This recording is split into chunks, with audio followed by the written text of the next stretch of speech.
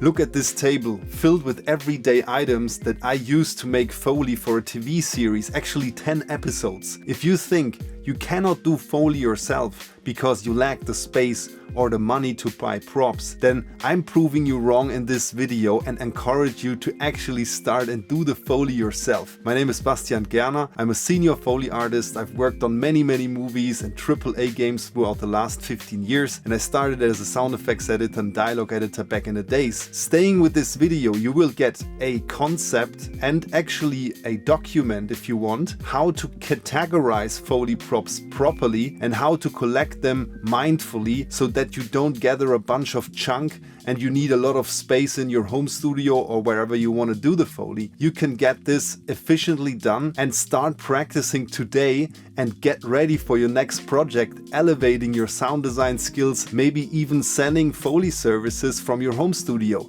So if that's something you're interested in, stay with this video. As I'm explaining my own system, how I categorize and collect props in this video, you will understand what you actually have to look for and why certain items work better than others. More towards the end of the video, if you pay close attention, I will reveal a common mistake that people do when they start collecting props, and I'm gonna reveal and correct that and show you how it's done properly. So let's dive into it. There are 4 main categories when it comes to Foley props: wood, metal, plastic and everyday objects. And then you have subcategories like solid wood, hollow wood, resonant metal and tonal metal. I have an actionable list for you to gather things properly and track your progress. The link is in the description if you want it right now. But now let's get into the first subcategory. This is all the categories already in one box. That, for example, is solid metal.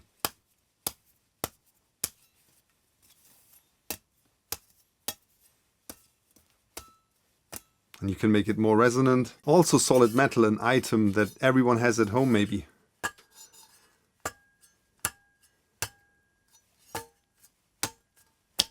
Even more resonant, more solid. And then the masterpiece, solid metal. Maybe you have to look a little longer to find something like that. So with 3 objects, we can cover a lot of ground here already. Next up, tonal metal. Oh wow, that was already very tonal. And then maybe use this in combination. And you have a lot of tone. Just a small object, rattly objects. Also something you have in your kitchen. That's from my daughter. And then my favorite rattly prop is this one for, I think, barbecuing fish. Then you have already a cage or whatever you want to do with this. And then some special items that I love to have, some armory. And of course some chains. Last but not least, let me show you a very important thing that is also essential to Foley. So that's the resonant part of it.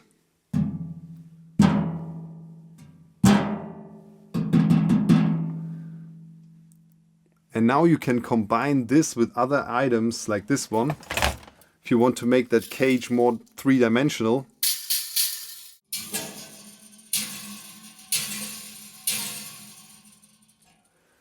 And with just a few props like that, you can make amazing sounds. The next main category is wood. We could also frame it natural materials, and then we get subcategories as literally wood objects, like a wood log, or different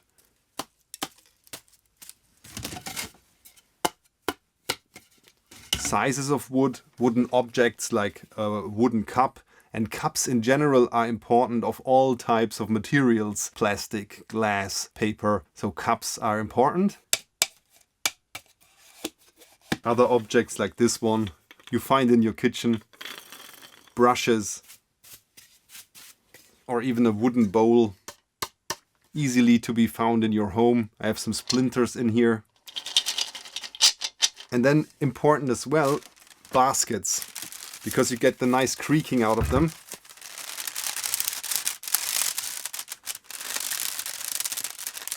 Natural material subcategory ropes.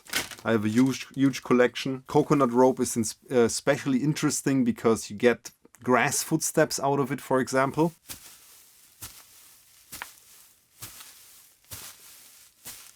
Of course, performed on the floor with my feet, it sounds different, but you get the idea. And then, very important, paper. Paper is also for me natural material under wood, and you have all different sizes here. This is an old driver's license file things here out of like paper bag, and then you need the cardboard here, maybe with a little rattle effect. And all types of books, newspapers, so all different types of papers, very important, paper boxes and all these things worth collecting. Even though that is out of plastic, natural material to me, because I cover with that real like foliage and branches are moving or leaves and stuff like that. Sometimes it sounds better than the real deal. Last but not least, also leather I count under wood.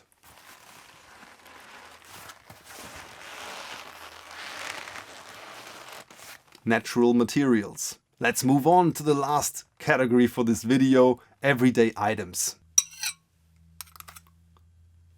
I hate eating with these kind of Foley props. So as you can see, you need the cutlery, you need some plates and bowls and all these kind of things that you have in your kitchen anyhow, so that's not a big deal. Then other things you also have is your smartphone. I like the iPhone, has this nice stud. However, like a Samsung sounds very like too hard, too stiff. I never really use that. I have an old Sony that has also a bit of hollowness that I often use for more Android kind of phones. Check normal phones, old school.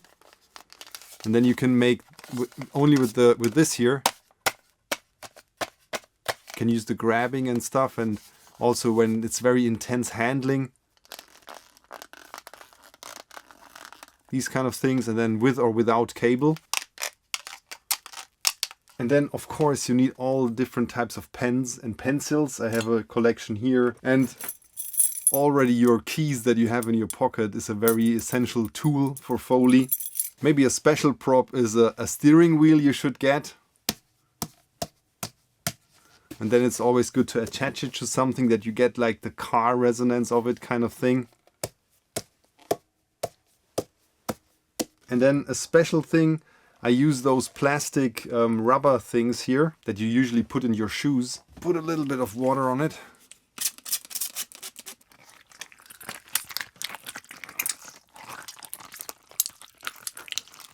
A lot of gore sounds. And then of course keyboards.